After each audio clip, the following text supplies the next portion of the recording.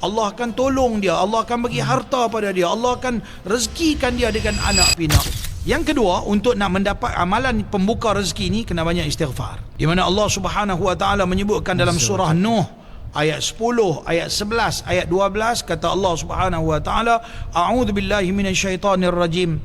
Faqultu astaghfiru rabbakum. Maka lalu Tuhan kata, istighfarlah kamu kepada Allah. Innahu kana ghaffara, kerana Allah tu Maha Pengampun.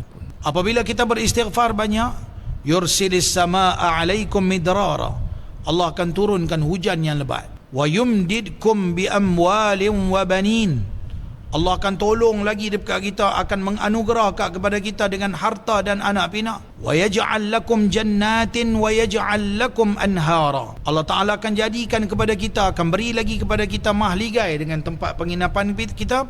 Tuhan bagi rumah, Tuhan bagi banglo, Tuhan bagilah apa saja, villa dan sebagainya. Wa yaj'al lakum anhara, dan Tuhan akan berikan kepada kita sungai-sungai. Maksudnya sungai-sungai yang mengalir, berarti rezeki yang datang melimpah-limpah, mengalir terus. Maka orang yang beristighfar kepada Allah, jaminan Allah akan turunkan hujan, dengan makna Allah akan turunkan rezeki yang melimpah ruah kepadanya.